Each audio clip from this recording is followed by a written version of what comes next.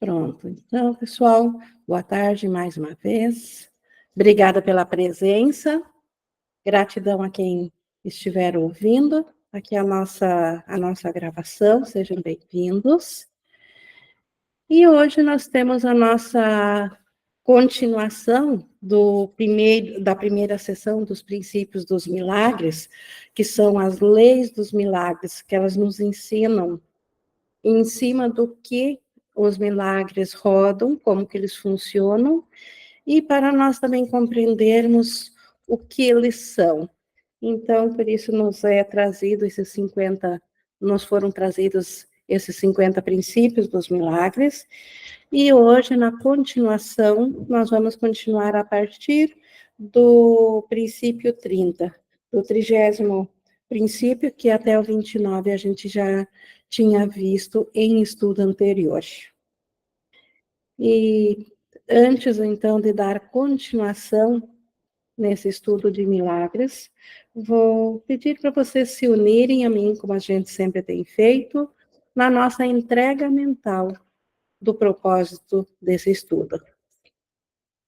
Quem quiser se preparar para isso, fechar os olhos, respirar profundamente, calmamente.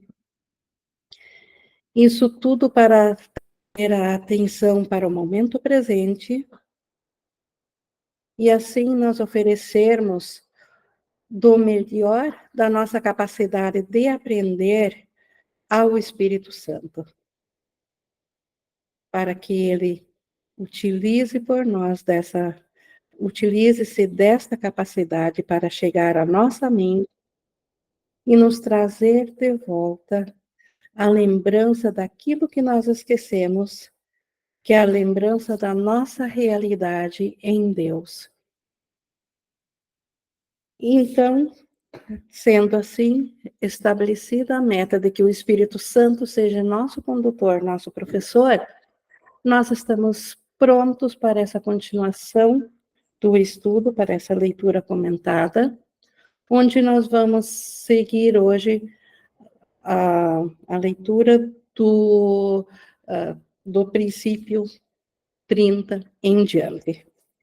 E começamos por ele, né, pelo 30º, que nos fala que, por reconhecer o Espírito, os milagres ajustam os níveis de percepção e os mostram em alinhamento adequado.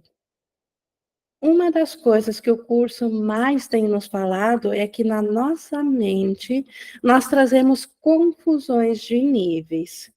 E como a linguagem, ela às vezes tem mais de um significado a mesma palavra, também existe aqueles níveis que a gente fala, o nível da unicidade absoluta, nível 1, nível de Deus, e nível da dualidade, nível 2, nível daqui, mas aqui nós estamos falando do nível a quem a nossa mente serve. E nós sabemos também pelo curso que a mente, ela, com o pós-pensamento de separação dentro do sonho, Deus fez acompanhar o seu conhecimento, o seu espírito, nos acompanhar no sonho, que é o Espírito Santo. Então, é o nível espiritual que nunca nos deixou, nem mesmo dentro do sonho. E também temos o nível baixo, o nível físico, o nível que nós fizemos com a ideia de separação, que é onde individualmente nós pensamos que estamos. Então, o que os milagres fazem? Como os milagres não são das leis físicas do nível baixo, milagres, eles são testemunhas do perdão, e eles são reflexo do pensamento certo, do pensamento de Deus, do pensamento do céu. Então, o que eles fazem? Eles ajustam novamente a nossa mente para ela servir ao Espírito, porque os milagres vêm da mente certa do Espírito Santo. Então, quando a nossa mente estiver aberta ou predisposta ao milagre, é porque ela está alinhada novamente ao Espírito. O ser, ele se identifica não mais com o ser físico e psicológico individual, porém com o espírito. Mesmo aqui no sonho, mesmo ainda no sonho de individualidade. Por isso que, por reconhecer o espírito, o milagre, ele só é sentido, só pode ser testemunhado, ouvir a nossa mente, na forma de reconhecimento do espírito. Caso não haja reconhecimento do espírito, isso é um bloqueio aos milagres. Por isso que milagres deveriam ser naturais, porque os milagres, eles vêm e reconhecem que o espírito e não o nível físico são a nossa realidade, são o ser que Deus criou à sua imagem e semelhança. Por isso que os milagres ajustam os níveis de percepção. Percepção ainda é aqui dentro do sonho, mas dentro do sonho tem esses dois níveis, o espírito e o físico, e ele ajusta e os mostra em alinhamento adequado. O espírito é o nosso ser, o corpo é aquilo que nós fizemos. Então, para fugirmos de Deus, para escaparmos da ideia de punição de Deus. Então, os milagres testemunham, reconhecem o Espírito e testemunham isso, e é dessa fonte que os milagres funcionam. Isso coloca o Espírito no centro, onde ele pode comunicar-se diretamente. O espírito é uno, não existem dois espíritos. O espírito é ininterrupto, ele não tem um começo e um fim, um início e um fim, ele não tem algo que possa abrir uma brecha dentro dele e fazer com que haja um espaço sem espírito. Então, como o milagre reconhece o espírito, automaticamente nesse reconhecimento, o espírito novamente é o centro da mente e não mais o físico. E o que acontece nisso? A comunicação fica restabelecida novamente, porque a comunicação, para haver comunicação, ela tem que ser total. E o espírito, ele é a comunicação total de todas as coisas que Deus criou, de tudo que é real. E o irreal não existe. Então, o milagre, ele faz com que isso volte novamente a ser experienciado na nossa mente. Agora nós vamos ao 31. Milagres devem inspirar gratidão, não reverência.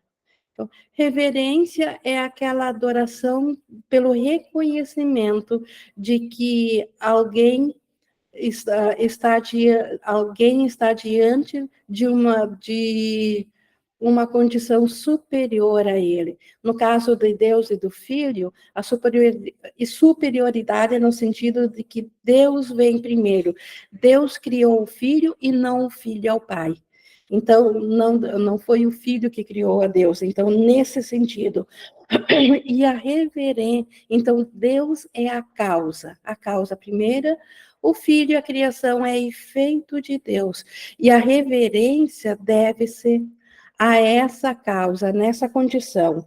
Milagre, ele está na mesma categoria, ou na mesma linha, onde já está o Filho dentro do sonho. Portanto, a reverência ou a idolatria não é uma postura adequada ao milagre.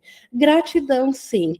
Então, sentir-se grato. Gratidão não significa que eu devo me ajoelhar e agradecer a Deus. Isso ainda é barganhar por alguma coisa ou tentar mostrar uma falsa humildade. Mas sentir gratidão no coração por nós ainda termos o Espírito acompanhando a nós dentro do sonho e por isso podermos voltar a despertar, esse sentimento que vem em relação a isso é gratidão, e a gratidão, então, sim, é devida aos milagres. Deves agradecer a Deus pelo que realmente és. As crianças de Deus são santas e os milagres honram a sua santidade, que pode estar oculta, mas nunca perdida. E aqui, quando se diz deve agradecer a Deus, a parte culpada da mente, o ego rapidamente poderia pensar aqui em em uma questão de ter que fazer algo. Então, ou de fazer um ritual, ou de tirar um tempo para falar a Deus o quanto nós somos gratos, mas esse deve não é nesse sentido. Dever é uma condição natural da mente, ela faz isso naturalmente. Assim como nós podemos uh, uh, só trazer um exemplo aqui para compreender melhor, quando a gente dá um presente para uma criança bem pequena, 1 ou 2 aninhos, que que ela gosta demais, que ela quando recebe aquilo, ela se enche de luz o olhar e ela brinca com aquele brinquedo, ela se interte o tempo todo, ela não para de sorrir, de rir, de saltitar, de pular e demonstrar alegria. Esta é a melhor gratidão que quem está dando o presente pode receber. Então, a gratidão não seria um bebezinho de 1 ano necessariamente falar obrigado pelo presente, não. É ele demonstrar a alegria genuína por aquilo que recebeu. Então, a gratidão de Deus é ver a alegria genuína do seu filho de ser amor e de poder estender amor igual a Deus. E repassar esse amor, criar esse amor adiante também. Então, nós somos espírito igual a Deus. Então, a gratidão disso é estender e viver, permitir-se esse contentamento, essa alegria. Então, não é nada ritualístico, nós não devemos nenhum comportamento a Deus. Nada que venha do comportamento, mas o que vem, o estado de ser da nossa alma, do nosso espírito, este que é gratidão a Deus pelo que nós ainda somos. E nós ainda somos santas, e os milagres honram a sua santidade. Os milagres, eles honram a nós pela santidade que nós somos. Eles vêm da parte da santidade, e isso eles demonstram. E essa santidade, então, nós até conseguimos ocultá-la, mas nunca a perdemos. E no 32, eu inspiro todos os milagres. Aqui nós vemos a mentalidade de Jesus nos falando. Então, a mentalidade de Jesus, que era o Cristo, que nos transmitiu também esse curso, ele nos fala que inspira todos os milagres, que são realmente intercessões. Então, intercessões, ele supre em nós, como fazendo parte de nós mesmos, aquilo que nós ainda não temos para alcançar a Deus.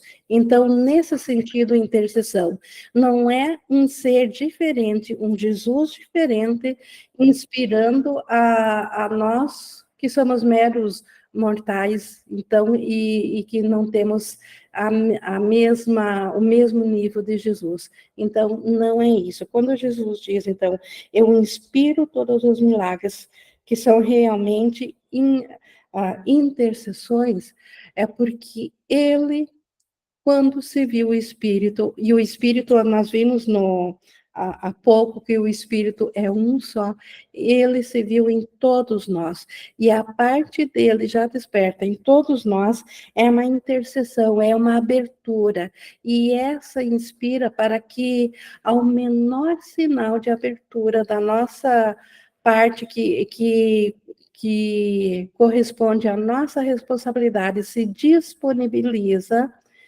já vem essa lembrança e o testemunho desses milagres, por isso que ele inspira os milagres.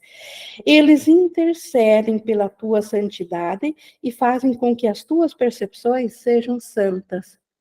Então, o milagre, como ele intercede pela nossa santidade, como ele é a favor, e ele vem da nossa mente certa e ele testemunha tudo o que ele vê pela mente certa, o que que ele faz? Com que a nossa percepção, ela se torna santa, que ela se torna verdadeira. Ela não é conhecimento ainda, que é o último passo que Deus dá. Deus transforma a percepção em conhecimento, mas a percepção, ela passa a não conflitar com nada que venha com Deus. A percepção separa o falso do verdadeiro. E ela não acredita mais no falso, por isso que ela se torna santa, e isso, essa intercessão dos milagres permite que aconteça na nossa mente, na nossa percepção. Colocando-te além das leis físicas, eles te erguem à esfera da ordem celestial. Nesta ordem, tu és perfeito. Então, cada vez que nós repetimos frases, ou principalmente nas lições, nós vemos muitas vezes dizeres como: eu sou como Deus me criou. Isso significa, ou eu sou santo, eu ainda sou um com Deus, com meus irmãos. Então, isso tudo é da esfera celestial, do nível da mente que é real e que ela permanece intocada, embora que na nossa percepção, na nossa consciência, nós estejamos cientes de um personagem autocriado, de um personagem sonhado aqui. Mas esse sonho, ele não interfere com a nossa realidade. E é nesse nível da realidade que nós somos perfeitos. Então, muitas vezes, principalmente para estudantes iniciais, quando o curso diz que todos nós ainda somos perfeitos e santos como Deus nos criou, alegam isso ser insanidade, porque obviamente que comportamentos podem ser equivocados. Claro que a nível corpóreo, a nível físico, muitos erros acontecem. Só que a nossa mente, que não é física, ela não pertence também ao reino físico. Ela apenas projetou um autoconceito com o qual a nossa consciência se identificou. E isso, então, fez o nível físico. Como a gente viu lá atrás, no princípio dos milagres, que um faz o físico e outro o espírito. Então, dentro do físico, dentro do ego, obviamente que podemos fazer muitas coisas equivocadas e não somos perfeitos, mas, por outro lado, nós nem sequer somos esse ser. Então, no nível celestial, sim, nós somos perfeitos, a nível de espírito. E, aliás, é a única realidade, o único nível, e é para isso que nós precisamos despertar para a consciência disso. E no 33, milagres te honram porque és amável. E esse amável é porque nós somos uma expressão e uma extensão do amor de Deus. Não é o amável comportamental que ele se refere aqui, que é uma forma do ego tentar substituir o que Deus fez puro por uma versão dele, a amabilidade comportamental e psicológica aqui do mundo, que é tão falha que nós sabemos. Mas nós, de fato, o nosso ser ainda é amável, ainda é extensão e expressão do amor de Deus. E os milagres nos honram como tal. Por isso que os milagres não obedecem ou não seguem as leis físicas, e sim as leis da mente, as leis do amor. Eles dissipam ilusões a respeito de ti mesmo e percebem a luz em ti.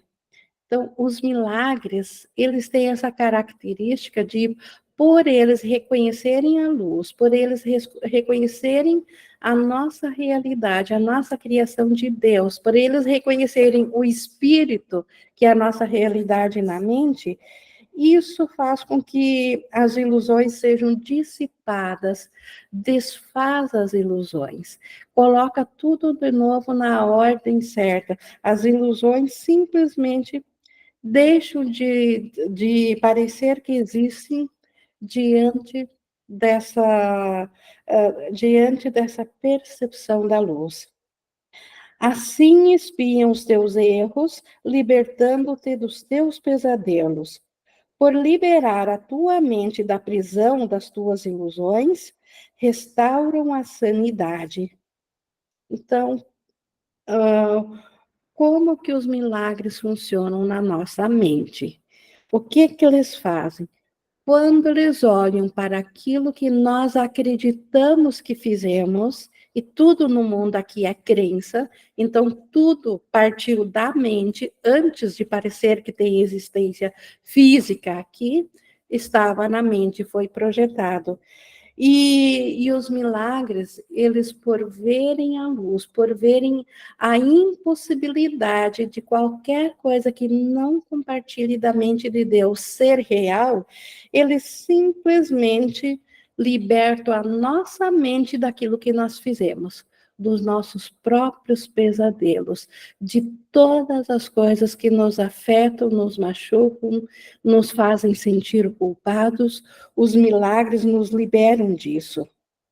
E por liberar, então, a mente da prisão das ilusões, eles restauram a condição natural da mente, que ela é sã. Deus não criaria insanidade, porque Deus é são. O que é perfeito não tem como criar imperfeição.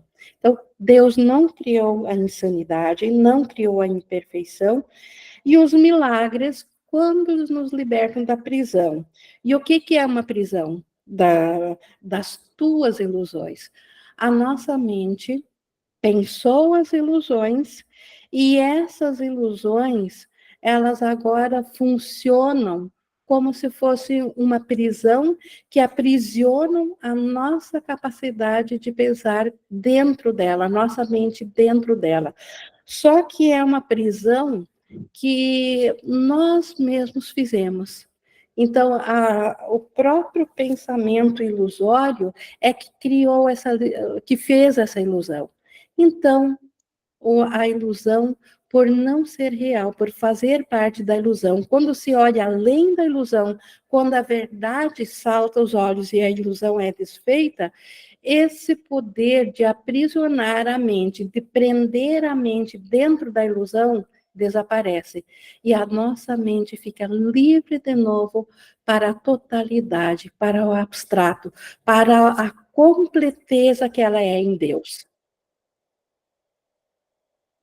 Seguindo no 34, milagres restauram a mente à sua plenitude. Então, pelo mesmo fato de estarmos livres da prisão das ilusões, a mente volta a ser natural. E natural é ser como Deus a criou. Deus a criou estendendo a sua mente. Não há não há um lugar ou um espaço onde Deus termina e nós iniciamos.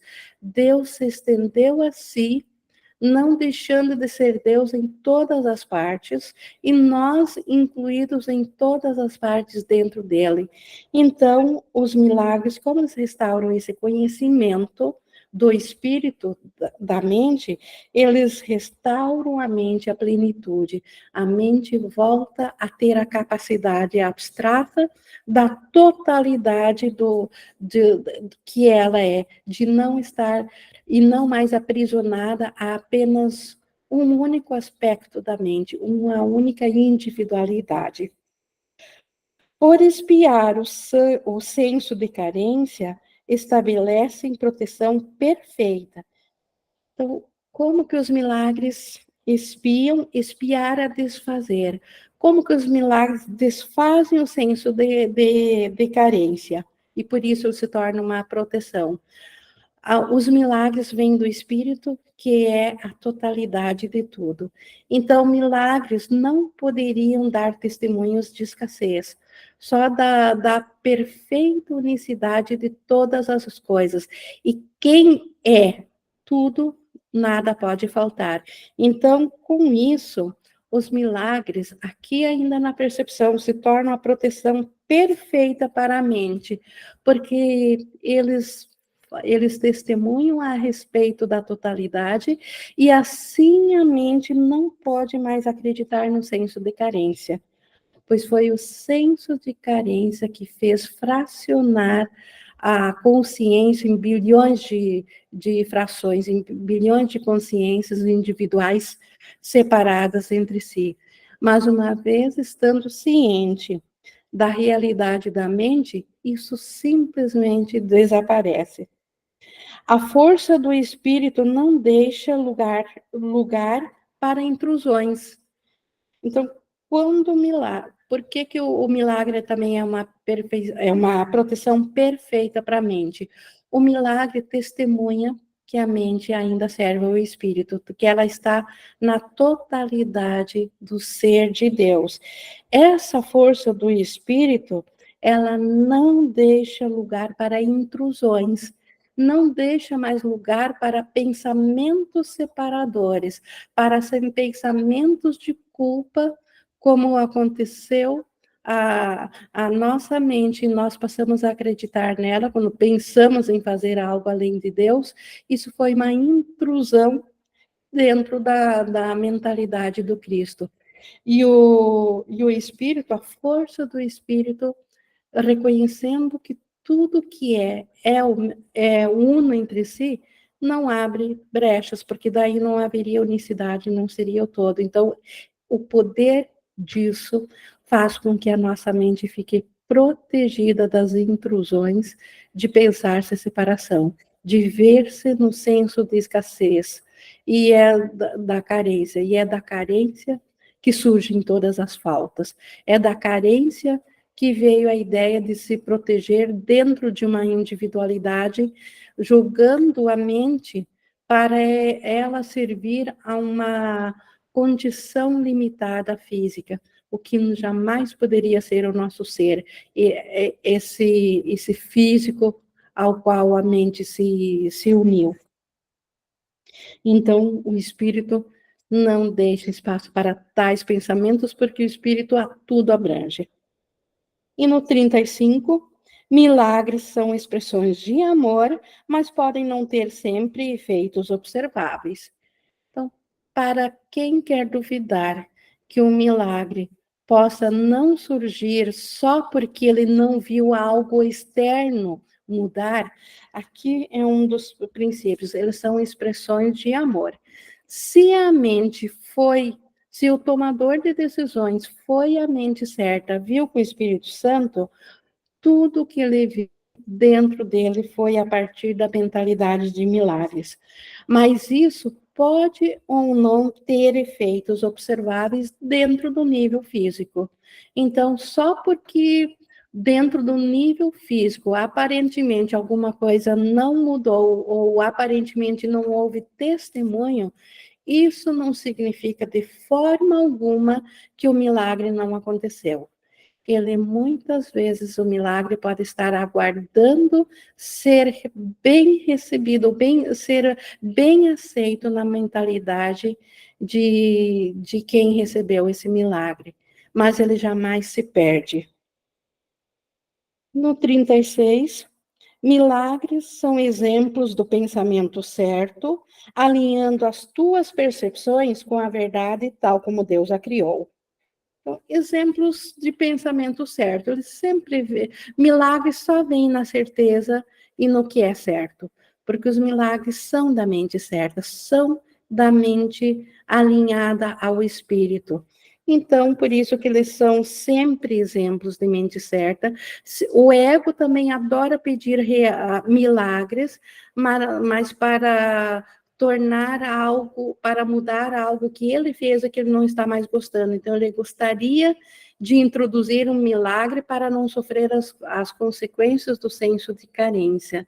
Mas isso não seria, então, um exemplo da mente certa, seria da mente faltosa, e isso, então, não gera milagres, no máximo gera magia, onde aparentemente a mentalidade pode acreditar em um efeito diferente, mas onde o propósito ainda não é a cura. Ainda o propósito é a separação, e por isso que não é do âmbito dos milagres. onde há milagre, ele veio da mente certa. E por isso que o milagre, ele sempre alinha a nossa percepção à verdade tal como Deus a criou. Por isso que nós somos conclamados a sermos trabalhadores de milagres, ou seja, vivenciarmos através, a nossa vida através do pensamento de milagres, porque aí estaremos alinhados à verdade e Deus poderá chegar a nós, na nossa percepção, porque ela não se opõe mais a Ele, para dar esse último passo que só Deus pode dar, que é transformar novamente a percepção em conhecimento. E conhecimento é o céu, é o fim do sonho. No 37, um milagre é uma correção introduzida por mim num pensamento falso. Então, por que é uma correção introduzida? Porque os pensamentos certos não precisam de correção. Então, certamente que só aquilo que nós fizemos é que precisa de correção. Então, só os pensamentos equivocados, que são efeitos da crença de separação, esses que precisam de correção, e eles são uma correção introduzidas por mim. Novamente, a mesma mentalidade que Jesus acessou e que todos despertos acessam a essa mesma mentalidade do Espírito Santo, eles trazem essa correção desse pensamento falso que nós fizemos e o ajustam novamente para a verdade. Ele age como um catalisador, quebrando a percepção errônea e reorganizando-a adequadamente. Então, o milagre quebra aquele pensamento equivocado, aquilo em cima do que se baseava a percepção que o ego nos mostrou, aquilo que nós acreditávamos enquanto estávamos isolados num pensamento separado da verdade. Então, esse pensamento é quebrado, fracionado e reorganizado adequadamente. O que não se encaixa, o que é falso disso desaparece diante da verdade, e o que é verdadeiro é transformado novamente em conhecimento, é transformado na condição de Deus. Por isso que no milagre também não há falta. O que é verdadeiro é honrado e o que é falso é deixado para trás. Isso te coloca sob o princípio da expiação, onde a percepção é curada. Então, é assim que toda percepção vem a ser curada, porque o que aconteceu com a nossa percepção? Ela traz fracionamentos da verdade, ela traz partes da realidade que ela ainda lembra, mas tão quebrada, tão alterada, tão colocado em outras ordens, que aparentemente surgiu um novo mundo disso, surgiu um ego, surgiu todo um novo mundo com ainda do poder de Deus, ainda da verdade, mas agora totalmente sem pé, sem cabeça, totalmente insano, totalmente adulterado daquilo que é a realidade. E a expiação, o princípio da expiação, ela faz com que a percepção, porque esse novo mundo surgido, ele só pode ser percebido, porque ele não é real, então ele não pode ser conhecido. Mas essa percepção, ainda por cima, é equivocada, ela ainda por cima está doente, ela está equivocada, porque ela não percebe verdadeiramente, ela ainda vê adulterado, ou ela vê ainda coisas falsas como sendo verdadeiras, como testemunhas verdadeiras. E o milagre, ou então a expiação, restaura essa percepção. Ainda é do âmbito da percepção, ainda é da ilusão, mas pelo menos é a ilusão que salva apenas o que é verdadeiro. Por isso que nisso que ela é curada, alinhando tudo tal como Deus pensa, então sem se opor a Deus. Até que isso tenha ocorrido, o conhecimento da ordem divina é impossível. dentro do caos, dentro da insanidade do ego, é impossível conhecer os pensamentos da ordem divina, os pensamentos do Espírito Santo. Os milagres ajustam nossos pensamentos de forma que, através deles, podemos ver e resgatar apenas o que é de acordo com o Espírito, e o que se opõe é falso, e isso deixar de lado, e assim o conhecimento da ordem divina é possível a retornar. Então, o conhecimento do céu retorna a nós, tão logo nossa mente tem apenas os pensamentos curados em sua realidade. 38. O Espírito Santo é o mecanismo dos milagres. Então, é o mecanismo, é o que ativa, é o que faz por nós. Nós precisamos, não é um ser separado, mas é um poder dentro de nós, e nós precisamos nomear para compreender. Então, o Espírito Santo é esse mecanismo dos milagres. Ele reconhece tanto as criações de Deus quanto as tuas ilusões.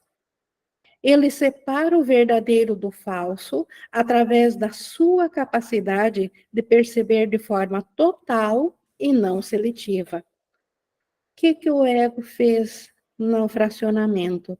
Ele seleciona certas partes e ignora outras, e assim no agrupamento de partes ele cria corpos, cria aparentemente vidas diferentes, ele faz consciências diferentes, agrupando partes selecionadas aqui e ali, e desagrupando e formando em outra ordem, e isso é a lei natural da evolução, da natureza, do sonho daqui. O que o Espírito Santo faz? Ele, por ainda ter o conhecimento de Deus, e, por outro lado, por saber das nossas ilusões, embora que ele não acredite nelas, ele separa o falso do verdadeiro.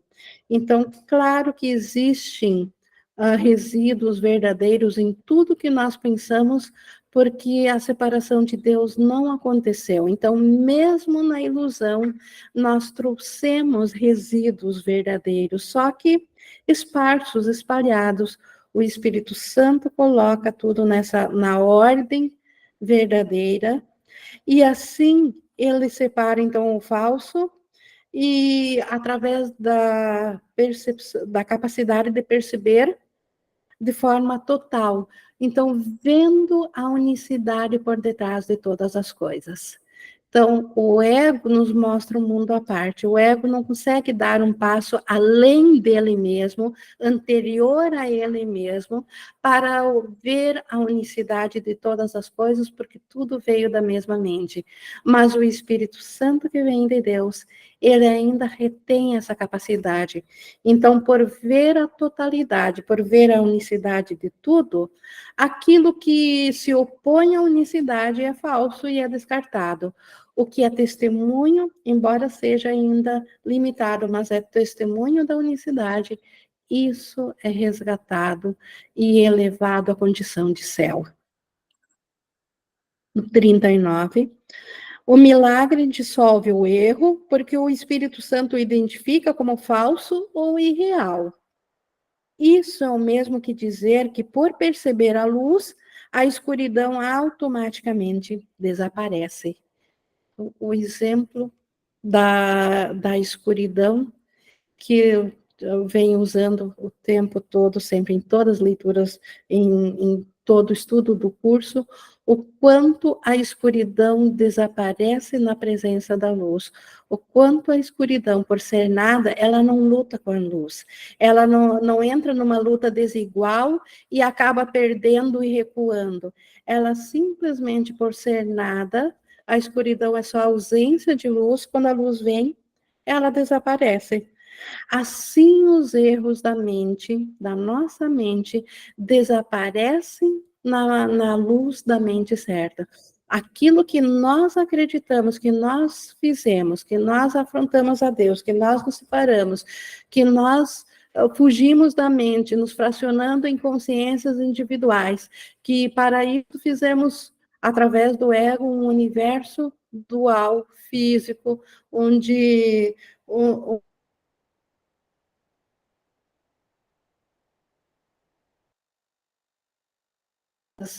todas essas percepções equivocadas, elas vêm a ser corrigidas pelo conhecimento, pela simples lembrança da verdade que o Espírito Santo traz, aquilo que esquecemos e fizemos muita coisa dentro do espaço que é desfeito. Então, é assim que o milagre dissolve o erro. É porque o Espírito Santo sabe. Está falhando o índice. A Renata tinha uma. Acho que estava com o microfone aberto. Se precisar falar, só apertar o microfone. E seguindo aqui, então, no 40. O milagre reconhece todas as pessoas como teu irmão e meu também. Então, o milagre vê a unicidade. Sabe que no nível aqui da experiência física, da nossa consciência individual, todos são tidos como nossos irmãos. É um caminho para se perceber a marca universal de Deus. Então, marca universal de Deus é que tudo ainda está na unicidade, tudo é íntegro, tudo ainda é dentro de Deus. Então, na unicidade, na nossa experiência aqui com as outras pessoas, com tudo que é vida, é de que são os nossos irmãos, porque a nossa consciência aqui está limitada a um fracionamento. Mas o milagre, ele reconhece essa marca maior, que por detrás do físico, por detrás do psicológico, ainda está a nossa mente, e essa mente, sendo a mesma, faz com que nós sejamos ainda aqui todos irmãos, e também porque nós viemos da mesma mente, uma só mente, e o pai dessa mente, sendo o Criador, sendo Deus, então, se nós somos o Filho, entre nós, entre os fracionamentos, então, somos irmãos, temos todos o mesmo Pai. E no 41, a integridade é o conteúdo perceptivo dos milagres. Então, a integridade, a unicidade, tudo ser ainda como Deus criou, isso é ser íntegro. Então, esse é o conteúdo perceptivo. É para isso que os milagres apontam. Assim, corrigem ou espiam a percepção defeituosa da falta. Então, o que é uma falta? Existe algo a mais, existe algo que eu não tenho. Isso é uma falta. E a percepção defeituosa de falta da mente projetou um mundo de consciências individuais separadas e que vivem essa vivência de falta.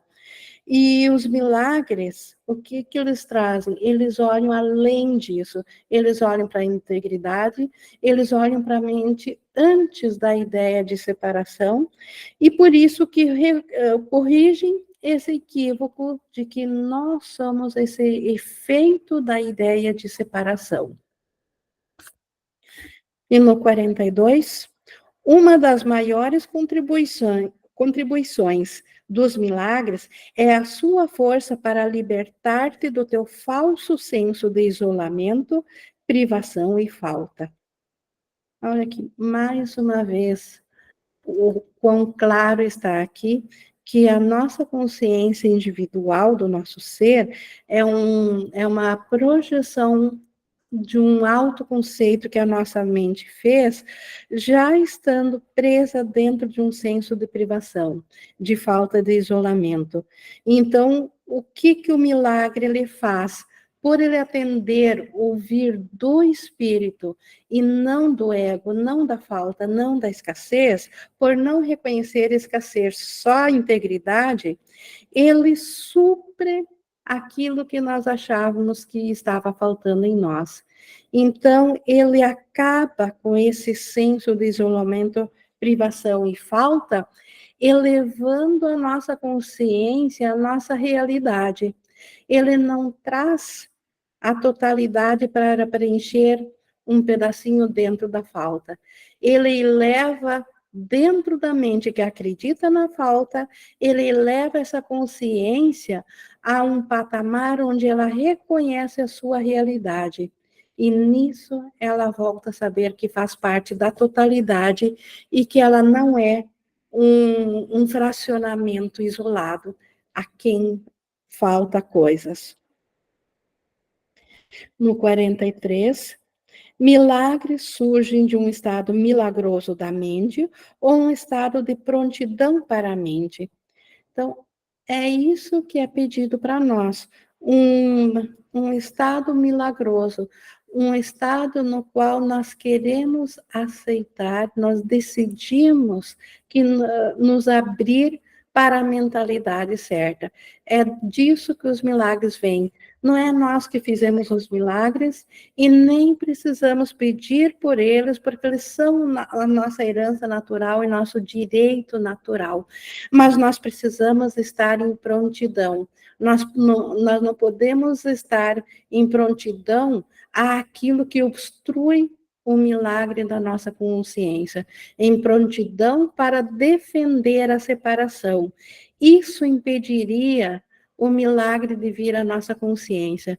Então, tudo que nos é pedido, essa diminuta abertura para que o milagre possa se expressar através de nós, e assim, pela expressão do milagre, a mente se convencerá de que o que o Espírito Santo tem nos falado é a verdade e não aquilo que o ego trouxe, que o ego trouxe não é a verdade.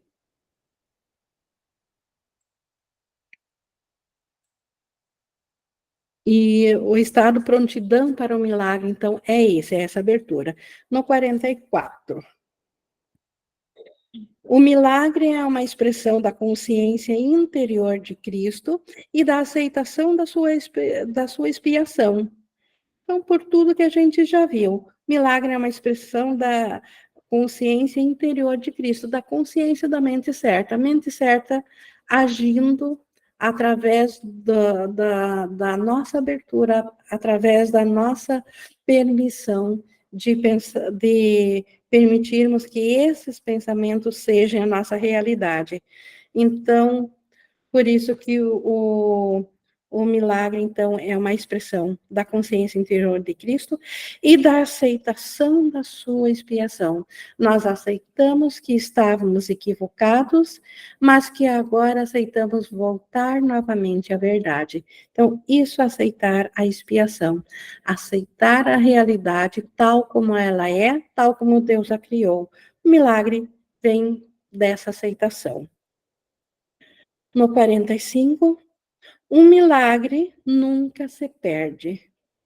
O milagre é um pensamento certo que, mesmo que nós não tenhamos consciência de onde ele pode se manifestar ou quem o irá aceitar, como o milagre vem da mente certa e a mente certa está em todos, um milagre, um pensamento certo que nós temos, pode se manifestar em uma pessoa que nós jamais pensamos que existisse. E isso vai para todos os tempos, todas as direções, para todos os lugares. Então, o milagre, ele nunca se perde. Pode tocar muitas pessoas que nem mesmo encontraste e produzir mudanças nunca sonhadas em situações das quais nem mesmo está ciente. Então, nós, ao aceitarmos, como estamos aceitando aqui nesse momento, aos pensamentos do Espírito Santo, que isso que ele está nos trazendo é verdadeiro, nós estamos pensando na mentalidade certa, na mentalidade milagrosa. Nós não temos alcance dentro da individualidade e de sabermos quantos milagres estão ocorrendo fora do nosso âmbito de consciência individual. Quantas mentes podem estar sendo beneficiadas por essa correção, porque nós iniciamos esse pensamento corretivo aqui, num pensamento faltoso, que se iniciou lá na ideia de separação de Deus e que se separou em bilhões e bilhões de experiências e de pensamentos faltosos e experienciados em bilhões de consciências individuais separadas. Então, o quanto nosso pensamento aqui de milagre, ele pode produzir efeitos onde nós não temos a menor ideia de como isso está mudando todo esse universo separador, o quanto a cura da mente está acontecendo. A Júlia levantou a mão, por favor. Oi, Ingrid. Oi. É disso mesmo que tu tá falando, né? É importante a gente olhar para esse desfazer, para esse milagre, né? Não de um lugar individual, né? Onde o milagre está acontecendo aqui para um eu que estou experienciando um milagre, ou eu que estou aceitando um milagre, né? Quando a gente olha a partir, né, do que é a metafísica de Jesus, a gente consegue olhar num âmbito muito além de uma ideia só de estar corrigindo a minha percepção, porque não existe a minha percepção, né? Existe fragmentos que ou estão sendo condicionados por essa consciência, né? E aí eles estão sendo usados para confirmar essa separação, né? Ou essa ferramenta aqui, esse fragmento está alinhado com o Espírito Santo, que é essa lembrança de que a existência nunca mudou, né? E esses milagres, eles são feitos nessa consciência, né? Nessa única consciência que está projetando, né, todos esses fragmentos e fazendo com que essa ideia de existir a parte de Deus continue, né, parecendo que está aqui. Então, quando a gente relembra, né, que cada vez que eu aceito aqui que eu não sou essa imagem, que eu não sou esse corpo, que não tem um eu aqui, não tem um outro na minha frente, não tem um outro para me fazer nada, não tem eu aqui fazendo nada para ninguém, esse milagre ele está sendo feito, né, esse desfazer é dessa consciência, né, por isso que ele fala, né, que eu posso nem estar ciente de algo que seja corrigido aqui na percepção a partir desse fragmento aqui, eu não tenho noção do que isso vai impactar nessa consciência, porque se está desfazendo na consciência, todos os fragmentos são afetados por esse desfazer, né? Então, é importante lembrar que quando a gente está aceitando, eu não estou aceitando por um mim, eu estou aceitando por todos, né? É o desfazer dessa consciência, de uma única consciência, e não de um mim. Isso, bem lembrado. E esse mim é o todos, não existe o mim individual, só uma criação. É bem desse lugar mesmo. A Iraci também levantou a mão. Iracira? Eu acho que ela já baixou. Bom, se for necessário, só abrir o microfone, Iracira. Talvez foi por engano, não, ou abrir o microfone. Oi, tá me ouvindo? Sim, estou ouvindo. Tá. Sim, boa tarde. Boa A tarde. minha pergunta era justamente essa aí que a Júlia, né, estava falando. Sim. É a questão que estava aqui na minha mente. Era exatamente essa pergunta. Para quem é dirigido o estudo? Eu perguntando para mim, né? Então, se o Filho de Deus já é perfeito, a quem é se dirigir esse estudo? É só uma reflexão. Aí foi muito bem colocada a resposta. Obrigada. Isso. E vejam nessa tua questão, Iracira, o quanto, se Deus criou a perfeição, no céu em Deus não há correção.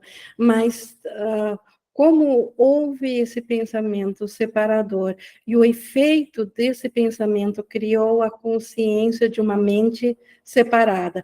E a mente separada fracionou-se em consciências individuais, o retorno à restauração disso passa pela individualidade. Então, começa por aparentemente ser alguém individual aprendendo que ele não é individual, como a Júlia disse, o conhecimento,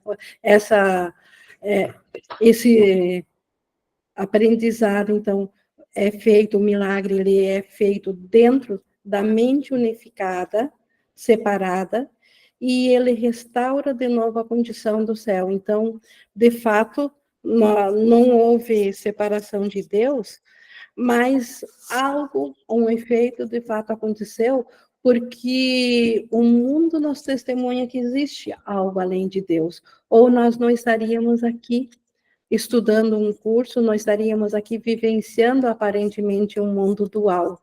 Então, existe ainda essa necessidade da correção, essa necessidade de despertarmos desse sonho de separação, que não houve sonho de fato, nunca aconteceu. Mas o efeito pareceu existir, e a aprendizagem, então, vai para cada fracionamento, na medida que ele vai aprendendo que ele não é um fracionamento, que ele é o todo, ele já cumpriu, já deixou de fazer parte da separação, ele faz parte da expiação. Júlia? E Iracira, já partindo disso que a Ing já trouxe, né? Quando isso é aceito, né, por cada fragmento, como, né, essa consciência ela se fragmentou para fugir desse medo de Deus, né, que ela acreditou, esse pensamento acreditou que conseguiu se separar, que conseguiu fazer algo fora dessa existência, né, conseguiu ali fazer uma individualidade. Então, quando esse pensamento ele acha que ele fez isso, ele experimenta aquele medo, né? Imagina que agora a fonte, se ele não se criou e ele fez alguma coisa que não poderia, essa fonte agora vai destruir esse pensamento, né? Vai aniquilar esse pensamento. Então, ele faz uma consciência para que essa consciência, experimentando esse pensamento, fuja, resolva isso. É como uma forma de tentar resolver essa aparente existência que ele quer manter, né? Então, essa fragmentação, ela serve como essa resolução, né? Essa tentativa de resolver o medo de Deus, né? O medo de ser exterminada. Então, quando ela se fragmenta, cada fragmento aqui fica sustentando a ideia de que essa consciência está existindo. Então, a Júlia, a Iracira, elas são só formas em que essa consciência encontra de continuar parecendo que existe. Então, todos aqui são só essas ferramentas que essa consciência fica usando assim. Enquanto tem a Júlia aqui dizendo que está falando aqui numa live, né? Se eu estou aqui pensando que eu estou numa live, né? Que eu sou a Júlia e agora eu estou falando aqui, eu estou servindo a essa consciência. Porque eu estou dizendo que tem outras pessoas que estão me ouvindo, e então a separação aconteceu, né? E quando eu faço isso de um lugar em que eu sei que não tem uma Júlia aqui, não tem ninguém ouvindo isso, não tem ninguém nem precisando desse conteúdo, né, porque a separação simplesmente não aconteceu, já não teve nada fora de Deus, então eu estou aceitando esse plano de Deus, eu estou aceitando essa expiação, eu estou perdoando, como tem vários símbolos que Jesus usa para isso, né, para manter a verdade na consciência, né. E quem é que faz isso? É o observador, né, a gente chama, né, Jesus não fala essa palavra, mas a gente chama simbolicamente desse que observa os pensamentos, as sensações, o corpo, tudo no nível da percepção, né? É percebido, né? É visto por esse observador, mas não é dado realidade, né? Ele toma a decisão diante da ilusão de não dar realidade para isso. Então ele descansa na verdade, ele descansa numa única existência e não dá realidade para as percepções. Então, não importa se eu esteja aqui falando, por exemplo, e sei lá, tem uma insegurança aqui, tem qualquer coisa que seja, não importa o que esteja se manifestando, isso não é a realidade, isso não é a verdade sobre o Filho de Deus, então eu não me importo com nada disso, né, simplesmente eu descanso de que não tem um eu aqui para sentir nada. Então, cada vez que cada fragmento, né, que agora parece que é separado, como a Ing explicou, né, justamente para continuar parecendo que, porque enquanto tem eu e tem o outro, tem a ideia de dualidade, né, que é essa mesma percepção que esse pensamento teve em relação a Deus. Tem o pensamento e tem Deus, então tem dualidade. Tem duas existências. E aí, enquanto tem eu dizendo que tem eu e mais alguma coisa fora, é essa mesma percepção de dualidade. Então tem separação. Tem algo fora de Deus, né?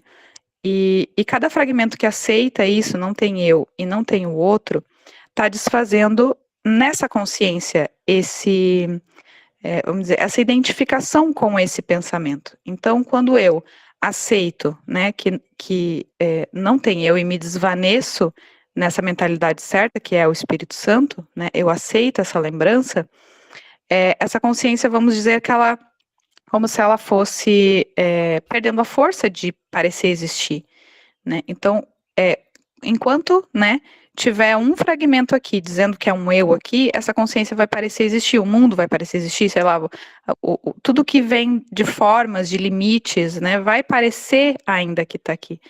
Mas enquanto cada um aceita aqui, vai desfazendo não no eu, como isso que a Ing falou agora, né, do milagre. O milagre está sendo feito nessa consciência. Então, quanto mais consciências aceitam isso, mais rápido entre aspas, né, esse processo dentro dessa linha do tempo.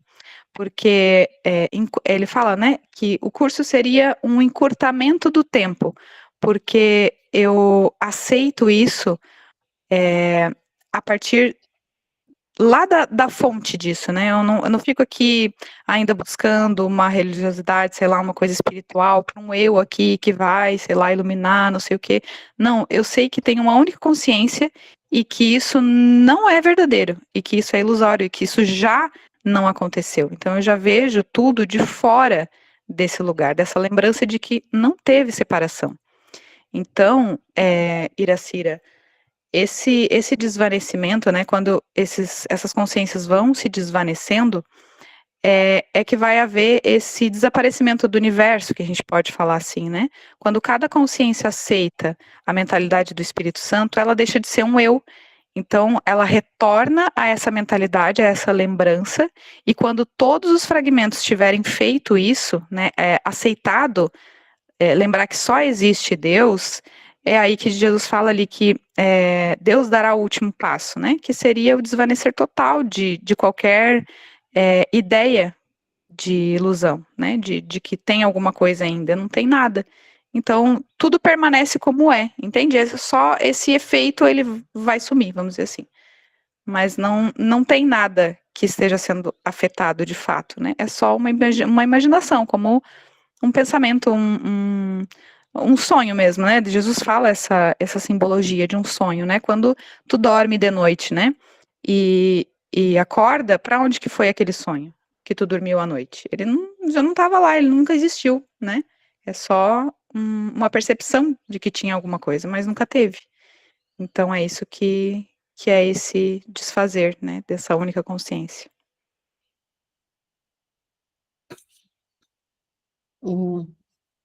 Márcio? E vale lembrar algo que a Júlia acabou de trazer, né? Jesus, no livro mesmo, ele não usa esse termo observador e tomador de decisão, mas ele ensina isso. Da primeira lição até a número 50, ali antes da primeira revisão, ele está nos ensinando a ser o observador do sonho, né? O observador da ilusão. Porque ele pede para a gente observar o quadro, a mesa, né? Daí ele nos ensina a observar o corpo, a mão, e não ver diferença entre uma mesa e uma mão. Uma mão, tá, gente? Não é mamão, não, tá? De fruta. É uma mão. Ele nos ensina a não perceber diferença. Então, ele está nos ensinando o observador. E aí, logo em seguida, ele começa a ensinar o tomador de decisão, que é escolher se perceber fora de tudo isso. Então, se eu não me engano, o observador, quem usou essa expressão foi o Ken Wapnick. No conteúdo dele, ele usa essa expressão observador e tomador de decisão. Mas Jesus não fala, mas ensina nas primeiras lições. É isso, não é, Ing? Isso, o Ken Wapnick traz muito tomador de decisões, porque, de fato, o único poder que nos restou dentro do sonho é de decidir permanecer no sonho ou despertar, aceitar a expiação, aceitar o despertar. Então, quem que tem essa capacidade? O tomador de decisões. Então, não é o ser individual, mas o tomador de decisões, o acesso a ele, por nós nos experienciarmos como seres individuais, o acesso aparentemente é individual. Cada um precisa fazer a sua decisão, mas no momento que ele decidindo certo, ele está decidindo pela sua integridade, pela unicidade. Então, dá para se dizer, sim, observador ou tomador de decisões, para nós termos um símbolo, porque nossa mente é tão acostumada ao concreto, ela não consegue ser abstrata, que ela precisa de símbolos, e esse é o símbolo que é usado para essa parte da mente que se identifica com a separação. Então, tomador de decisões. O Gerson também levantou a mão. Só abrir o microfone. Oi, Ing. Então, eu estou com uma dúvida até em relação ao que o Márcio falou, que eu achei interessante. Nessa questão do observador, como é um treinamento mental, e muitas vezes você pode sugestionar que aquele que está falando, aquilo que você está observando é um pensamento, haveria alguma possibilidade de ser um equívoco também, e ser o próprio ego sendo espiritualizado ou querendo aprender alguma coisa? E acabar havendo um equívoco nisso, ou não? Eu também estou equivocado. Não, esse mesmo observador, ele acredita ou no ego ou no Espírito Santo. Então, no ego, todo pensamento dele vai ser equívoco, sim. E nós estamos aprendendo, o Espírito Santo está ensinando também o observador, o tomador de decisões, a diferenciar entre o falso e o verdadeiro, porque enquanto não houver esse diferenciamento, os equívocos do ego são tomados como verdadeiros. Então, por isso que esse processo de despertar. Ok, obrigado. Mais alguém, alguma coisa? Não? Então, vamos continuar para nós terminarmos aqui. Então, no 47, o milagre é um instrumento de aprendizado que faz com que a necessidade de tempo diminua. A Júlia falou há pouco o quanto o curso ele nos ensina através do perdão, né, a colapsar o tempo. O milagre é o instrumento que nós temos para encurtar o tempo. Porque o que é o tempo? O tempo, tudo aconteceu, falando da metafísica do curso, houve um instante, um pensamento de separação. E a isso não foi dado realidade. Mas o efeito dentro desse único pensamento num único instante fez o tempo e o espaço tal como nós o conhecemos linearmente. Então, linearmente, dentro desse efeito, aparentemente faz muito tempo que nós pensamos separação, e levará muito mais tempo ainda até voltarmos a decidir a favor de Deus, do Espírito Santo e despertar, e isso já aconteceu no mesmo instante, tudo aconteceu no mesmo instante, porque metafisicamente falando, não, isso aconteceu fora do espaço e do tempo. Então, a nossa experiência, a nossa mentalidade presa ao tempo, ela acredita estar revivendo cada segundo, cada fração de segundo, cada tempo linearmente, e o milagre, ele encurta essa necessidade, ele colapsa aquilo que iria se repetir 1000 vezes até nós largarmos dessa crença, ela simplesmente largando agora, o tempo que levou essas 1000 experiências não precisam acontecer. E assim é trazido cada vez para mais perto da nossa consciência aquele momento que todos já decidimos pela separação, pela volta à consciência do céu, porque tudo aconteceu metafisicamente falando nesse instante. Então, seguindo aqui, ele estabelece o milagre um intervalo temporal fora do padrão que não está sujeito às leis usuais do tempo.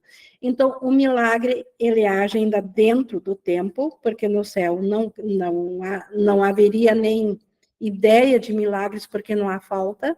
Então, ele age dentro do tempo, mas ele está fora do padrão do tempo, ele não está preso às leis do tempo. E, nesse sentido, ele é intemporal.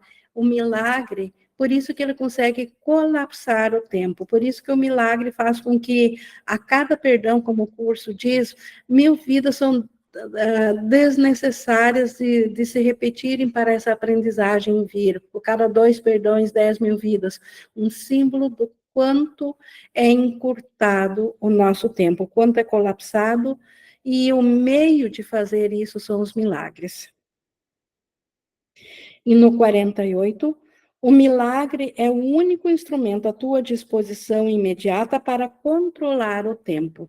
Então, quando nós nos damos conta da ilusão disso e nós queremos despertar, o único modo de controlar, então, esse tempo, de não estar aprisionada ao tempo, é voltar-se a nós, como tomadores de decisão, a mentalidade milagrosa. Então, por isso que é o único instrumento à tua disposição, imediata para controlar o tempo, só a revelação o transcende, não tendo absolutamente nada a ver com o tempo. Revelação é a condição de comunicação do Pai e de seu Filho na sua criação, no céu. Então, dentro do tempo, o mais próximo da condição real é o milagre. Ele que consegue controlar esse tempo. E uma vez desperto, o que transcende isso, então, é a revelação, é o próprio céu já. O milagre não faz distinções entre graus de percepção equivocada. Então, isso já vem de acordo com o primeiro princípio dos milagres, que não há ordem de dificuldades em milagres. Um não é maior ou mais difícil que outro. Por quê? Porque o milagre ele vem da mentalidade certa. Ele não olha o tamanho do equívoco. Ele simplesmente olha que aqui há um equívoco. Aqui há algo irreal. Ele não olha o tamanho do irreal, da crença do irreal. Ele olha para o que é verdadeiro e o que é irreal, e por isso que não há distinções entre graus de percepção equivocada. É um instrumento para a correção da percepção que é eficiente, sem levar em consideração o grau ou a direção do erro. Ele não julga o grau ou a direção, o tamanho do erro. Simplesmente consegue acabar com todos os erros, desfazer todos. É isso que faz com que ele seja verdadeiramente indiscriminado, que ele não faz discriminação entre nada. Ele, de fato, por ele não considerar a única coisa que o milagre olha, observa e vê, que a mente ela se equivocou. O tamanho do equívoco, o que surgiu depois do equívoco, ela já não olha mais. Por isso que ele é indiscriminado e é usado para todos os equívocos, não importa a forma que tomou. O milagre corrige todos os erros, todos os equívocos. E o 50, que é o último princípio dos milagres. O milagre compara o que tu fazes com a criação, aceitando como verdadeiro o que está de acordo com ela e rejeitando como falso o que está em desacordo. Por isso que o milagre funciona, ele faz essa triagem, é o serviço do Espírito Santo. Ele olha o que nós fizemos, compara com a criação. Criação é a nossa realidade do céu, tudo que nós criamos em extensão com Deus. O milagre, ele compara, então, agora, aquilo que nós fizemos, aquilo que nós percebemos, e se está de acordo com Deus, ele o transforma na própria condição de criador. Ele é trazido de volta a Deus, é trazido da condição de percepção para conhecimento. E aquilo que não está de acordo com o que Deus fez, isso simplesmente é falso, e diante do conhecimento da verdade desaparece.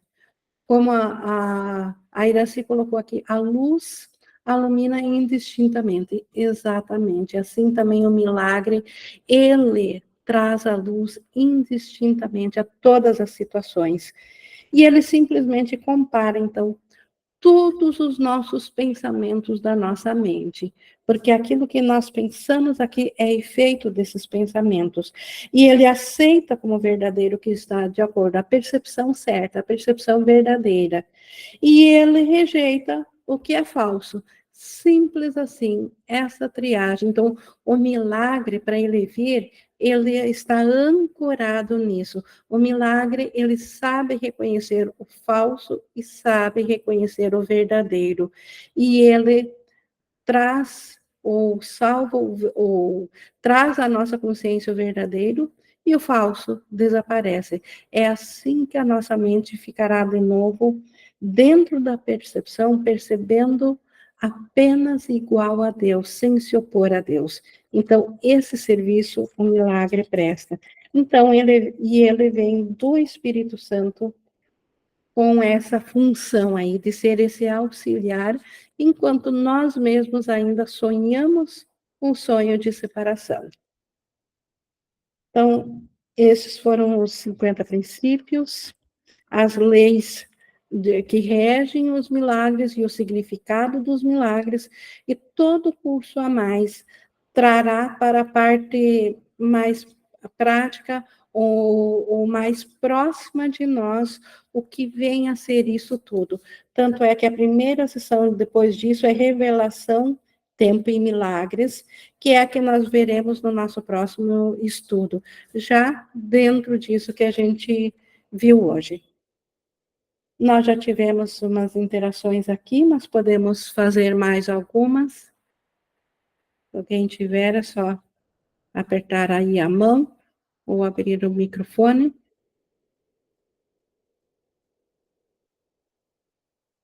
Se ficou alguma coisa ainda duvidosa, lembrando que o curso todo vai explicando detalhadamente o que esses princípios querem dizer.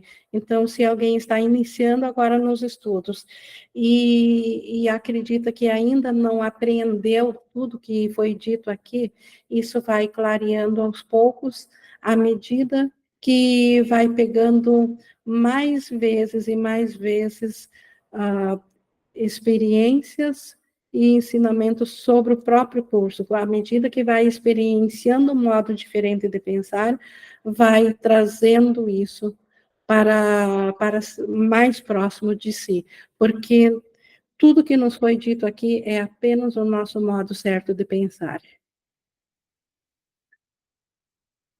Bom, eu vou encerrando aqui e fica o convite para nós vermos, então, a próxima sessão. Revelação, tempo e milagres. Eu vou fechando aqui a gravação. Gratidão, Jesus, por nos trazer isso.